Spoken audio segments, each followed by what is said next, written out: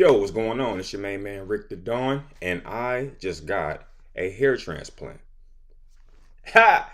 Yeah, and I'm gonna make this video, and I had to go through a lot of mental exercise to figure out whether or not I wanted to expose my personal life. But I felt like, you know what, this could help somebody else make the decision to do it or not to do it. And I'm all about helping people. All right, that's what my Lord and Savior did. He helped people. That's what I want to do. So in this video, I'll be giving you everything I know so that you can figure out whether or not you want to do it yourself or not. Here we go. So what made me get the hair transplant? Well, there's this thing called male pattern baldness, and it is something that young men never even think about.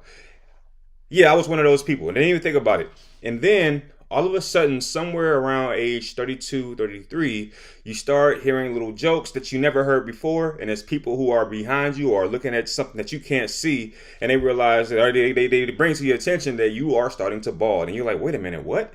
And, you know, my situation was terrible because my balding was happening behind me.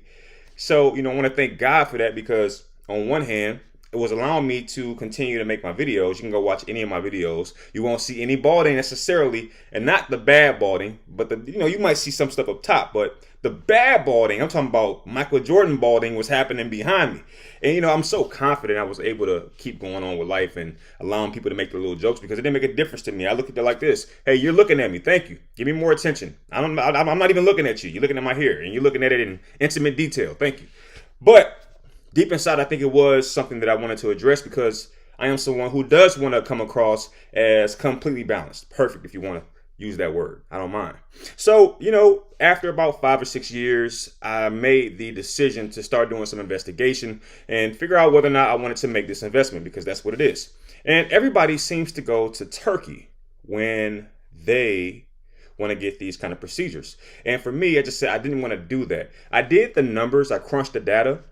To go to Turkey from where I am in Detroit, it would have cost me between $5,000 and $6,000. And I said, you know what? That's not terrible, but is there a better option stateside? Now, the reason that kind of procedure costs as much as it does, which is actually cheap to some people, the reason it might cost between $5,000 and $6,000 is because the surgeons can afford to pay their assistances, the two people that's going to really be doing the procedure, a lot less than they charge them here stateside. So a $6,000 procedure in Turkey is more like $10,000 here, maybe even $20,000. That's because